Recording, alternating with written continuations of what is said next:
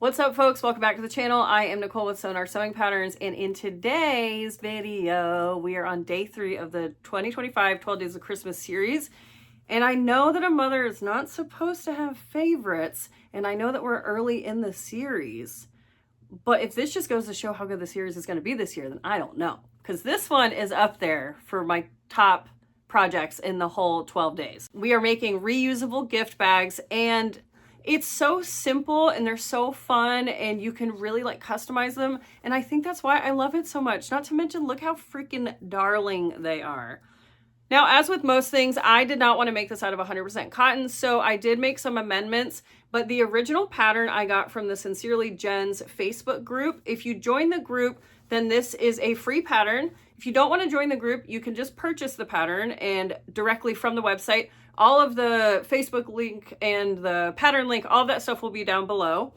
But I used the actual measurements from Jenny's pattern, and then I made a couple little tweaks here and there to make it for an unlined version. Now, the pattern itself comes with 3 different sizes. This is the small, and this is the medium, and then there's also a large. And these sizes seem to correspond with typical like paper bag sizes or gift bags that you would get from the store.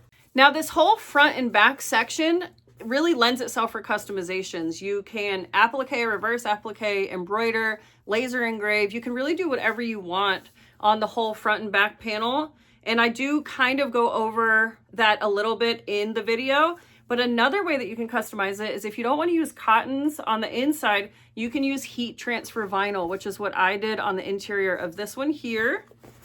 And then also this little one here. I did a nice pop of gold.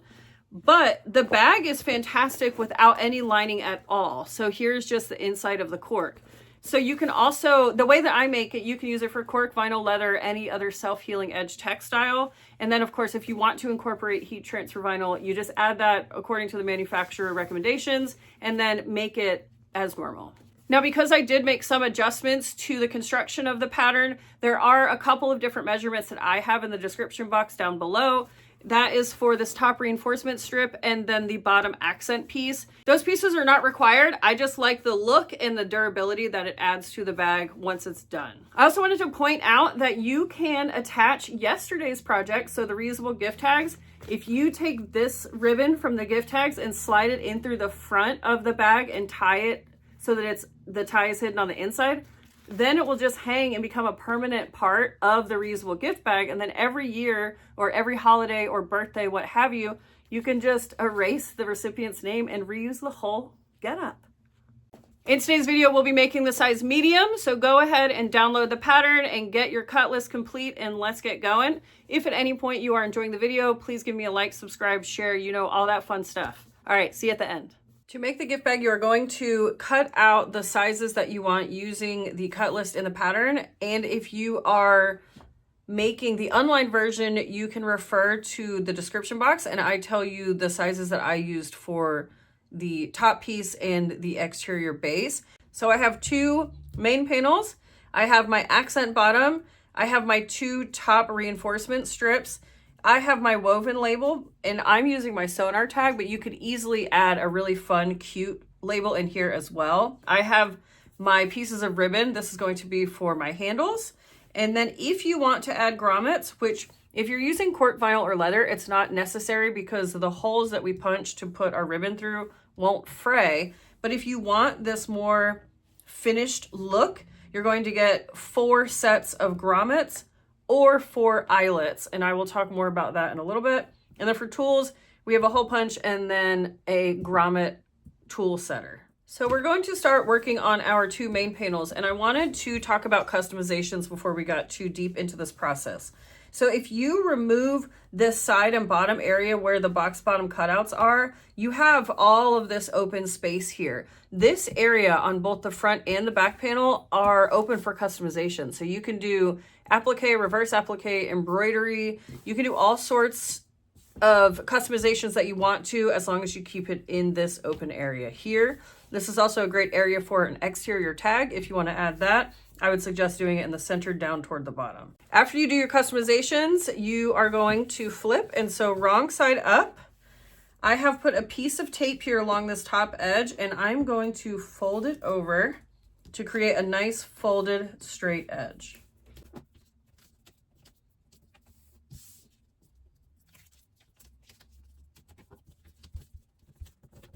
Now, if you want to check your work, you can line them up next to each other. And if you need to make any adjustments, you can do that now. Mine look pretty good. If I have a slight overlap here on this panel, but that's fine. I'll just eat that up later whenever I am sewing my box bottom. So we need to now add our top reinforcement strips, and they are going to go centered up here toward the top. You have a couple options. You can butt it up right next to this folded over edge, or you can leave a slight gap. And I quite like the look of a 1/4 inch. So I put some tape on the wrong side of my reinforcement strips, and what I'm going to do is just tape them into place 1/4 inch down from this raw edge of our folded over top edge. All right, once you get them taped into place, we're going to move over to the machine, and we need to stitch down this folded over edge, and we're going to stitch around the entirety of our rectangle here. I'm going to use an 1/8 inch seam allowance on both of these, and I'm going to do it for both panels. Before we go, I wanted to discuss woven labels. So if you want to, a really cute spot to put it is going to be right here in this area, just underneath this top reinforcement strip. So if you want to do that, you'll do that at this point before you stitch this down. The other good option that I like is you can put it in your side seam, which we will add later on. But if you want to add it here, now is the time to tuck that, make sure it's centered, and then stitch it whenever you're attaching your reinforcement strip. I'm using Tech 70 thread, size 4.5 stitch length, and size 18 needle.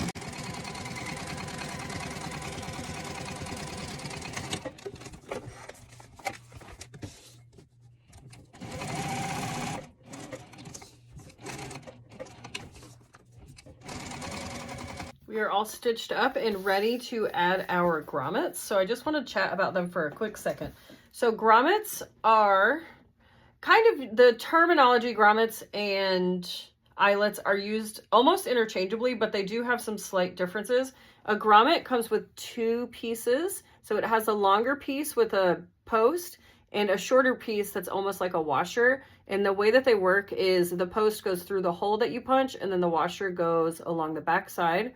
And you can see, hopefully, how the post extends past the washer. And then you take a piece, or then you take your tool and you crimp it. This side here has a little pyramid, and that goes on the inside of the post, and you crimp it. And what it does is it pushes this post length out and over the washer to grab onto that side to create a nice, even, flush metal lined hole in whatever project you're using. And so that is a grommet. An eyelet works in the same fashion, except it doesn't have a washer. It's just the long post. Oops, and I just dropped it on the ground. But so on the post of the eyelet has all these little nicks and notches cut out along the very top. And so what happens when you use your tool on that section is it kind of just forces those nicks to open up and catch the back of whatever you're putting the post through to create the metal lined hole.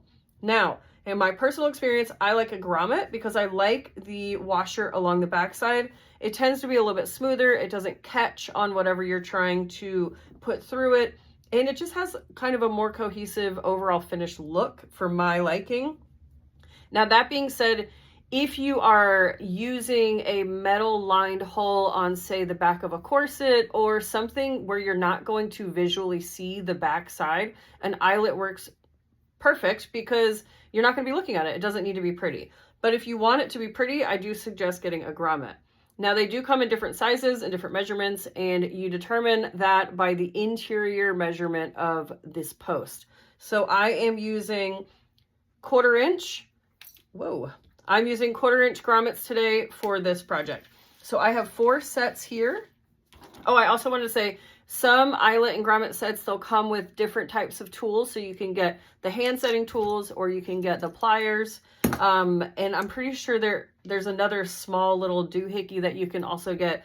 But so you just need to look up exactly how to use your tool with whatever you purchase. But they are kind of all used for the same applications.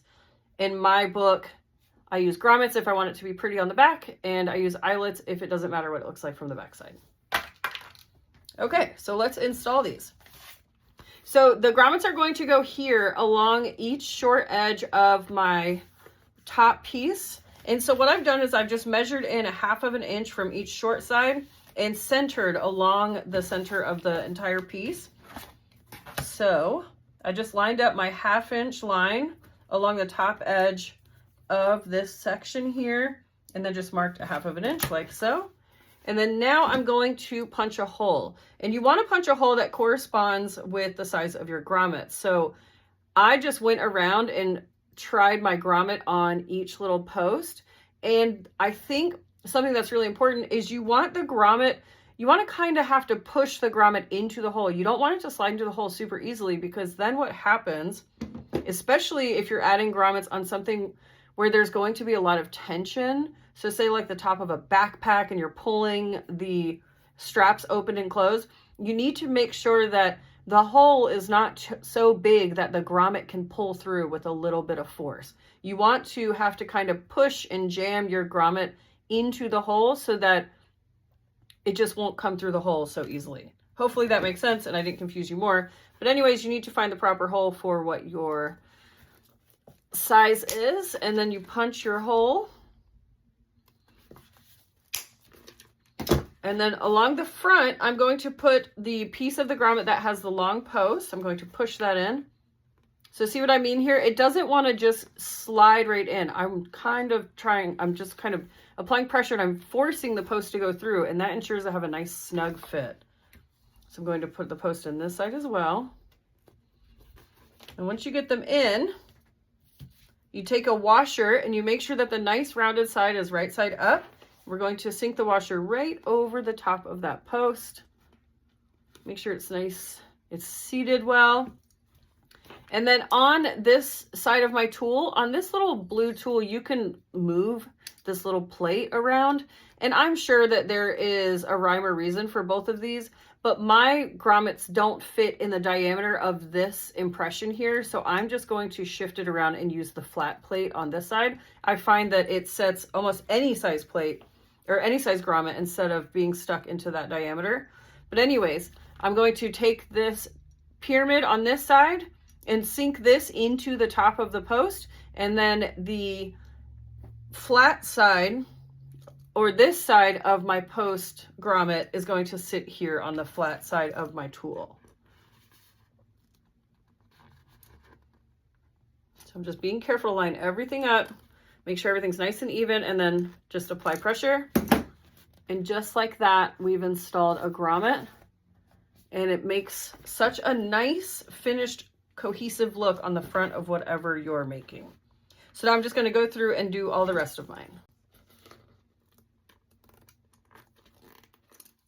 All right, now we have our grommet set and we are ready to move on. So we are going to lay our two main panels right sides together, and I'm lining up my bottom edge here. And what we're going to do is stitch this bottom edge at a 1/4 inch seam allowance. And then I'm going to butterfly the seam open and stitch down both side edge to get a nice flat fell seam.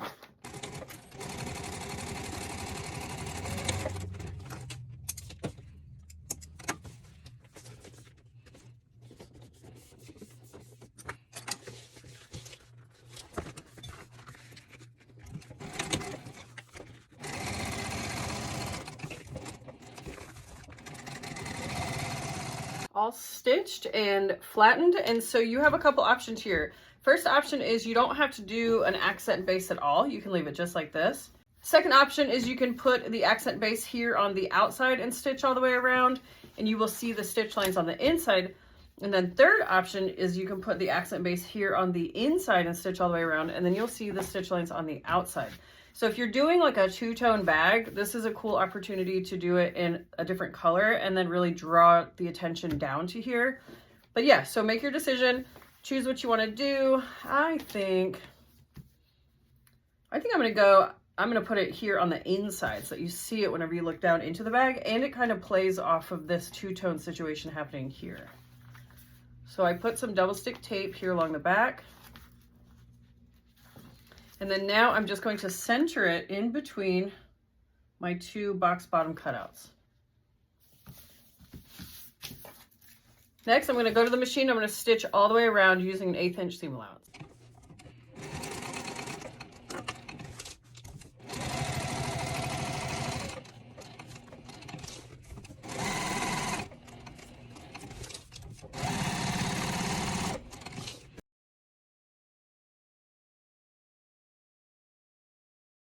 All right, now we just need to finish up the bags. We're going to fold our panels right sides together. We're going to take extra care to match up this top folded edge, and we're going to clip in place down the side seams on both edges.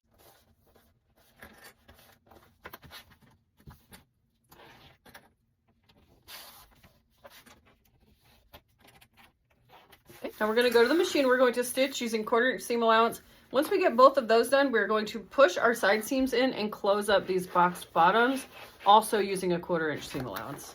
Now, in order to keep this edge nice and even, what I like to do is I'll start about 1 inch or so down, sink my needle, and then I will begin my stitch line by back stitching. And that not only locks in the stitches, but it keeps that top edge nice and even.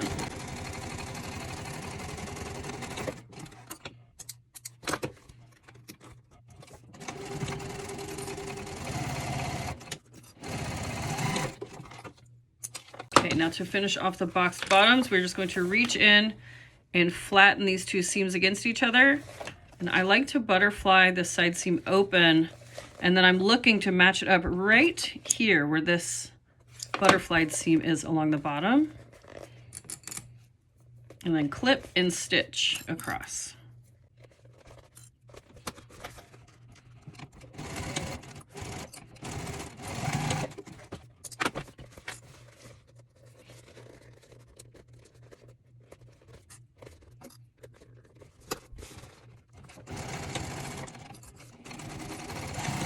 Okay, we're all stitched up. I'm just gonna go through and trim up my seam allowances and all of my threads.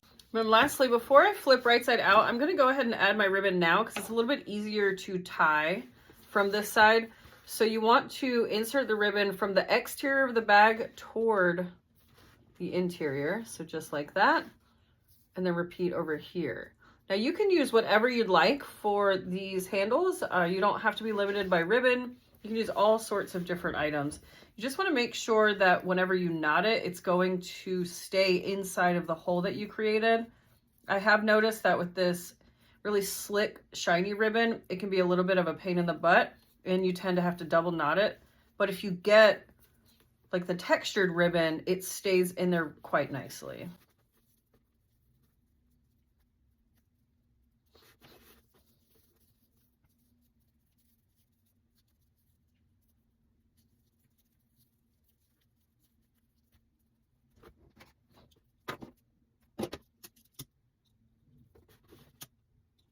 Once you get both of your handles tied and you do a little test tug, make sure that they're not going to pop through your grommets. Then you can flip your bag right side out.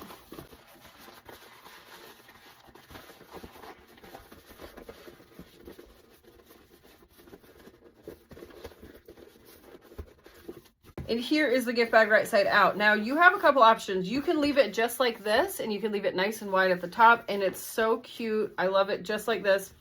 Or the other option is you can stitch up your side edges here, and what it'll do is it'll crimp down the top edges and give it more of that gift bag shape, that like traditional shape. So I'll show you. You can try clipping yours if you want to get a better idea, and then you can decide from there. But if you just kind of fold it and pinch it right where it wants to, it's almost in line with your box bottom down here. But so if you stitch down to the bottom, I like to stop here where the stitch line of my handle attachment pieces. I do an 1/8 inch stitch from the top down to the bottom edge right here on all 4 edges. And what it does is it just kind of crimps the top close and gives it more of that traditional gift bag look. So I'm going to go ahead and do that. And so what I'm paying attention to here is I want to make sure that when I'm clipping my bag, that my top edges are nice and flush, because this center line will want to pull down. So if you're noticing that happen, you can kind of slide your panel to where both of your edges are nice and flush and then clip into place. And you want these to be even as well.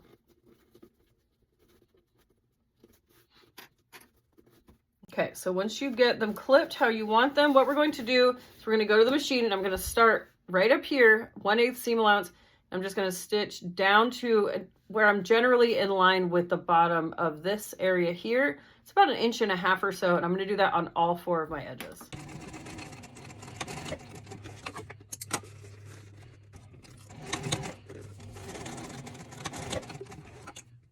All right, guys, that's it. We have completed the gift bag. I just love these so much. And if you play with the proportions, you can make all different size bags. And then the gift bag that you give the gift in becomes just as much as part of the gift as the gift itself. Gift inception. All right, guys, we have arrived at the end of day 3 in the 12 Days of Christmas video series. I hope that you enjoyed this video. I think you're going to hear me say that a lot in this series, and that's because everything is so good, and I can't wait to bring you the rest. So stay tuned, and I'll see you back here tomorrow.